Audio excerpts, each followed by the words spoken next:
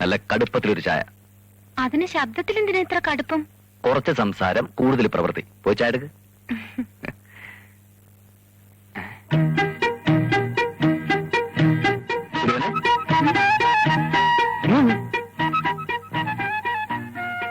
എന്തത്? ഏത്?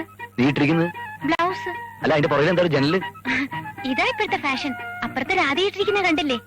നല്ല ചേർച്ചയുണ്ടല്ലേ? ആഹാ, എന്നാലും തിരിച്ചിട്ടാലേ കുറച്ചുകൂടി ചർച്ച ഉണ്ടാവും. എന്നാ തിരിച്ചിടാം.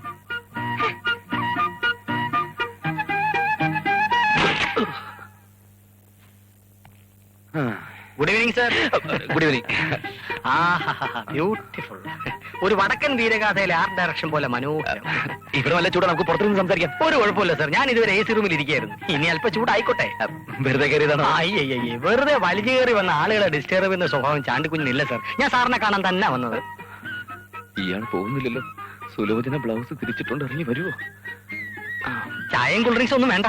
അല്ല, വന്ന കാര്യം പറഞ്ഞില്ലേ? പറയാം. കോളേജിലെ നോക്കല്ലേ നോക്കല്ലേ, തൊലഞ്ഞു. വിസിറ്റേഴ്സ് വരുന്നത് മിസ്സിസിന് ഇഷ്ടമല്ലാന്ന് തോന്നുന്നു.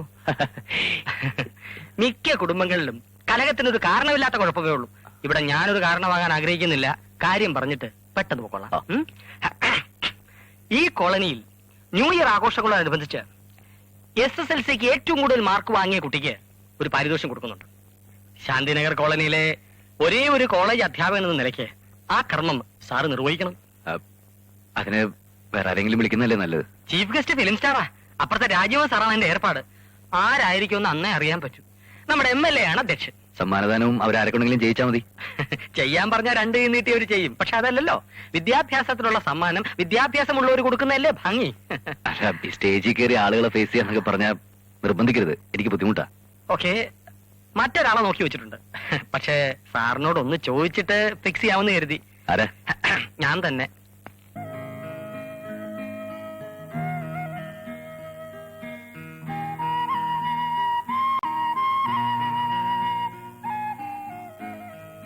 ആ വേഷം വൃത്തികേടായതുകൊണ്ടല്ലേ വേണ്ടെന്ന് പറഞ്ഞത്. ഇങ്ങനെ നിസ്സാര കാര്യങ്ങൾക്കൊക്കെ മുഖം വീർപ്പിച്ചിരിക്കാൻ തുടങ്ങിയല്ലേ എന്നും പിണങ്ങിയിരിക്കാനേ നേരം ഉണ്ടാവും. ജീവിതം തുടങ്ങിയിട്ടല്ലേ ഉള്ളൂ. ഇനി എന്തൊക്കെ പ്രശ്നങ്ങൾ നേരിടാൻ കിടക്കുന്നു. എല്ലാം പ്രേമേട്ടന്റെ ഇഷ്ടം പോലെയല്ലേ ചെയ്യുന്നത്. പ്രശ്നങ്ങൾ ഒറ്റയ്ക്ക് നേരിട്ടാ മതി. എന്ന് പറഞ്ഞാൽ എങ്ങനെ? സുഖവും ദുഃഖവും ഒക്കെ നമ്മൾ ഒരുമിച്ചല്ലേ പങ്കിടേണ്ടത്? വേണ്ട. ഏതെങ്കിലും കാര്യത്തിന് പ്രേമേട്ടൻ എന്റെ അഭിപ്രായം ചോദിച്ചിട്ടുണ്ടോ? ഒരു ഭാര്യയാണെന്ന് വെച്ച് എന്റെ ടേസ്റ്റുകൾ ഞാൻ സറണ്ടർ ചെയ്യണോ? വീട് വെച്ചു, അതും പ്രേമേട്ടന് ഇഷ്ടമുള്ള പ്ലാനിൽ. എന്നോട് എന്തെങ്കിലും ഒരു അഭിപ്രായം ചോദിച്ചോ? ഇഷ്ടമുള്ള വസ്ത്രം പോലും ധരിക്കാൻ സമ്മതിക്കില്ലെന്ന് വെച്ചാ കുറെ കഷ്ടമാണ്. അപ്പുറത്ത് ഇപ്പുറത്തുള്ളവരൊക്കെ ചെയ്യുന്ന കണ്ട് ഓരോ കോലം കെട്ടരുന്നല്ലേ ഞാൻ പറഞ്ഞുള്ളൂ. പ്രേമേട്ടന് കുറച്ചൊന്ന് മോഡേൺ ആയാലെന്താ? അപ്പുറത്തെ അദ്ദേഹം രാധികയെ ഒരുക്കി നടത്തുന്നത് കാണുമ്പോ കൊതി വരിക. ഇവിടെ ഒരാൾക്ക് പാന്റിനോട് അലർജി, ഷൂസിനോട് അലർജി. പണ്ട് അച്ഛനെ തിരക്കി വീട്ടിലൊരാള് വരുമായിരുന്നു, ഒരു മുൻഷി പപ്പുപിള്ള. വേഷവും പടുതിയും കാണുമ്പോ എനിക്ക് അയാളെ ഓർമ്മ വരുന്നത്. ഓ, പപ്പുള്ളയോ പരമുള്ളയോ ആര് വേണമെങ്കിലും ആയിക്കോട്ടെ, വെട്ടാൻ വരുന്ന പോത്തിനോട് വേദം ഉപദേശിച്ചിട്ടൊന്നും കാര്യമില്ല. പണ്ടറങ്ങി പാന്റ് ഇടാത്തിന്റെ കുറവുള്ളൂ.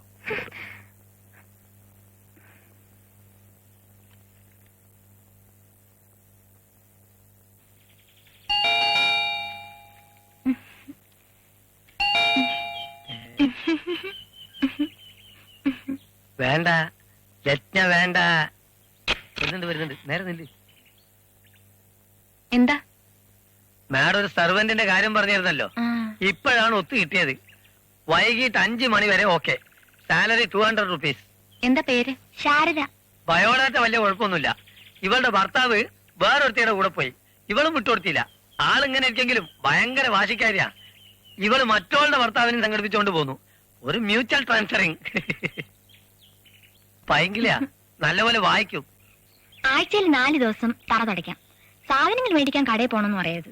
TV സിനിമയുള്ള ദിവസം താമസിച്ചു പോയാൽ മതി. എന്നാൽ ഇടതുകാലം വെച്ച് കയറി. പ്രേമേട്ടനോടൊന്ന് ചോദിക്കട്ടെ. ഈ സർവന്റിന്റെ പോസ്റ്റിംഗ് ഒക്കെ പെണ്ണുങ്ങളുടെ വകുപ്പല്ലേ? ഇതിലേക്കൊക്കെ എന്തിനാണ് ആണുങ്ങൾ വലിച്ചേക്കുന്നത് അല്ലേ ശാരദ?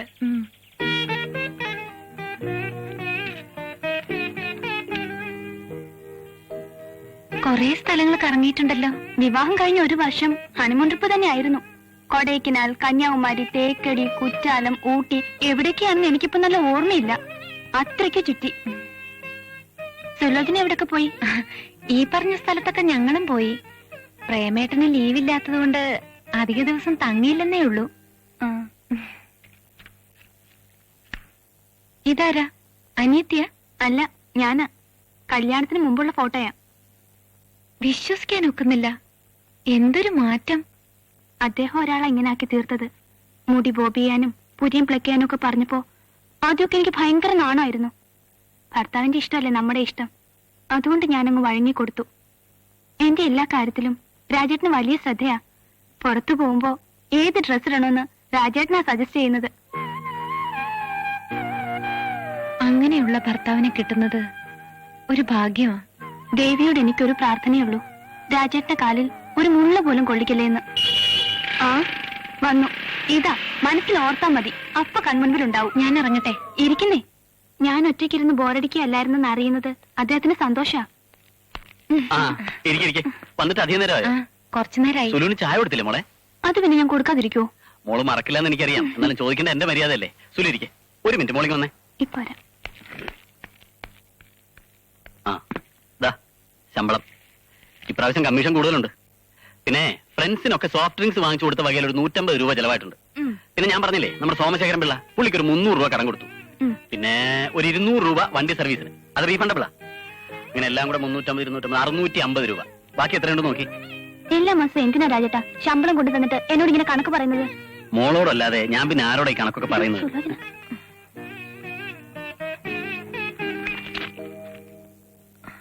ഞാൻ ഇറങ്ങട്ടെ? പകലൊക്കെ മോളിവിടെ ഒറ്റയ്ക്കാണ്. സമയം കിട്ടുമ്പോഴൊക്കെ സുലു വരണം.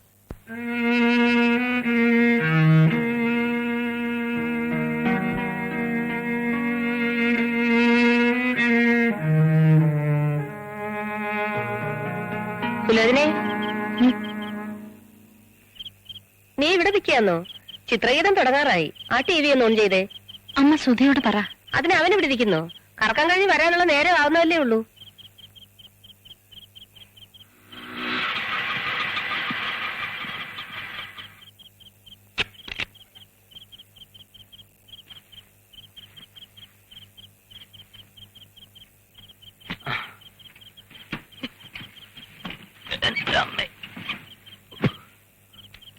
എത്രയായി? 13 രൂപ. 12.75 ഉള്ളൂ. പിന്നെന്തിനാ 13 രൂപ? 25 പൈസയല്ലേ കൂടുതൽ ചോദിച്ചുള്ളൂ. അതെന്തിനാ കൂടുതൽ ചോദിക്കുന്നത്? 25 പൈസ വെറുതെ കിട്ടുമോ? ഒരു കൈവണ്ടി കയറ്റാനുള്ള സാധനങ്ങളിലെ കയറ്റിക്കൊണ്ടുവന്നത് 25 പൈസ കൂടുതൽ തന്നാലെന്താ? സാധനങ്ങൾ കയറ്റാൻ പറ്റത്തില്ലെങ്കിൽ അത് അവിടെ വെച്ച് പറയണമായിരുന്നു. അല്ലാണ്ട് ഇവിടെ വന്നിട്ട് കൂലിക്ക് വേണ്ടി തർക്കിക്കില്ല വേണ്ടത്. കണ്ടപ്പം തോന്നി മാന്യനാണെന്ന്, അതാ കയറ്റിയത്. വെറുതെ പ്രശ്നം ഉണ്ടാക്കാതെ കാശ് തരണം സാറേ. എന്താ സുലോചനെ? ഒന്നുമില്ല. ഒച്ച വെച്ച ആളെ കൂട്ടാതെ കൊടുത്തു വിട് പ്രേമേട്ട. എന്ന് പറഞ്ഞാൽ എങ്ങനെയാ? ചോദിക്കുന്നതിന്റെ മര്യാദയൊക്കെ ഉണ്ട്. ഇത്ര അവിടെ ഒച്ച വെച്ചല്ലേ?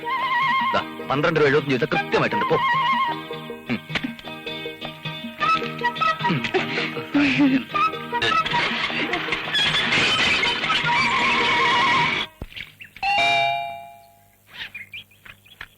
എന്താ? വണക്കം സാർ, ചേച്ചിയില്ലേ? എന്തിനാ? സാറ് ഇൻസ്റ്റാൾമെന്റ് സെൽവമണി വന്നിരിക്കുന്നത് പറഞ്ഞാൽ മതി. ആഹാ, താനാണല്ലേ? ആമാ. സരി വേണ്ട. സാറ് ഇനി അടുത്ത മാസം ഞാൻ കൊണ്ടുവരുവേൻ. ഞാൻ ഇപ്പൊ വന്ന് കളക്ഷക്കാകത്താ. തനിക്കൊന്നും വേറെ പണിയില്ലടോ. ഇല്ലേ സാർ, இந்த ഒരു പണി താൻ തെരിയും. സ്ത്രീകളെ പറ്റി ജീവിക്കാൻ നടക്കുന്നു. മേലെ സാരിയും കൊണ്ട് ഈ വീടിന്റെ വാതിക്കലെങ്ങനെ തന്നെ കണ്ടുപോയാ എന്റെ വില പറഞ്ഞിട്ടോ. അത് വന്ന് വൈഫ് നല്ല സാരി കൊടുക്കണത് സാറിന് ഇഷ്ടമില്ലനാ ഇനി വേണം കൊണ്ടുവരാൻ മാട്ടേൻ. വൈഫിന് ആവശ്യമുള്ള ഞാൻ കടയിൽ നിന്ന് മേടിച്ചു കൊടുക്കുന്നുണ്ട്. തന്റെ ഒത്താശയൊന്നും എനിക്ക് വേണ്ട. சார் இந்த கடையில இருந்து வாங்கும்போது கரண்ட் சார்ஜ் கிரண்ட் சார்ஜ் ஸ்டாஃபோட சம்பளம் கிம்பளம் சேல் டாக்ஸ் குயில் டாக்ஸ் எல்லாம் சேர்த்து நிறைய காசு ஆயிடும் சார். அங்க இருந்து ஒரு பிளவுஸ் வாங்குறத காசு கொண்டு என் கையில இருந்து ஒரு சாரி வாங்கலாம் சார். இன்ஸ்டால்மெண்ட் ஆகும்போது വാങ്ങുന്നവങ്ങൾക്ക് ലാഭം കൊടുക്കുന്നവങ്ങൾക്ക് ലാഭം.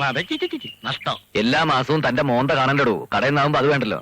அது சரி சார், கடையில் இருந்தாகும்போது கடைக்காரனோட மூஞ்சி பார்த்தா போதும். பொம்பளைங்க எடுத்து கொடுக்கற கடையா இருந்தாக்கா இன்னும் அழகான மூஞ்சி பார்க்கலாம். மேடிச்ச சாரிட காசு கொடுத்தா நான் இந்த மூஞ்சி எடுத்துட்டு போறேன் சார். എത്രയാ? சேச்சுக்கிட்ட கேளுங்க, அவங்க சொல்லுவான்.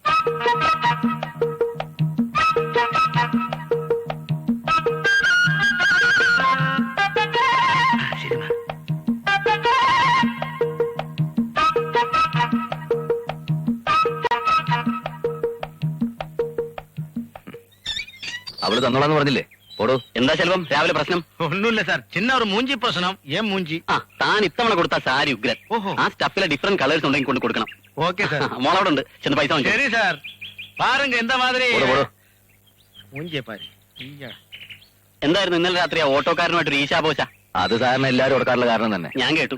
അതൊരു ഇഷ്യൂ ആക്കണ്ടല്ലോ എന്ന് വിചാരിച്ച് ഇറങ്ങി വരായിരുന്നതാ. അതേതായാലും നന്നായി. ഞാൻ ഈ ഓട്ടോറിക്ഷ കയറാറേ ഇല്ല. വല്ലപ്പോഴും ബൈക്കിന് തകരാറ് പറ്റി ഒന്ന് കയറേണ്ടി വന്നാൽ തന്നെ 2-3 രൂപ കൂടുതൽ ചോദിച്ചാൽ ഞാനങ്ങ് കൊടുത്തേക്കും. മീറ്ററിൽ കാണുന്നതിനേക്കാൾ 5 പൈസ കൂടുതൽ കൊടുക്കരുന്നുള്ള എന്റെ ഒരു വാശിയാ. ഈ കോളേജ് ലെക്ചർമാർക്ക് വെഹിക്കിൾ വാങ്ങാൻ ലോൺ കിട്ടുമല്ലോ. സാറിന് ഒരു 2 വീലർ വാങ്ങിച്ചൂടെ? ഞാൻ എപ്പോഴും പറയും പ്രേമേട്ടൻ കേൾക്കണ്ടേ. ട്രാൻസ്പോർട്ട് കോർപ്പറേഷനൊക്കെ ഇപ്പൊ തന്നെ നഷ്ടത്തില്ല. എല്ലാവരും വണ്ടി വാങ്ങിക്കാൻ തുടങ്ങിയാലേ അവർ കോർപ്പറേഷൻ പൂട്ടേണ്ടി വരും. ആ കണ്ടുപിടുത്തം കൊള്ളാം. വേഷത്തിൽ മാത്രമല്ല പ്രവൃത്തിയിലും സാർ ഒരു ഗാന്ധി ആണല്ലോ. ആ, ഞാനിവിടെ ഉണ്ട് മോളെ. ഒരു നിമിഷം കണ്ടില്ലെങ്കിൽ ഇതാ കുഴപ്പം. ഇതാ വരുന്നു, ചെല്ലട്ടെ. ഉം. ഇനിയിപ്പോ രാധികയെ പോലെ ബൈക്കിന്റെ പുറകെ കയറി കറങ്ങാത്തതിന് കുറവുള്ളൂ.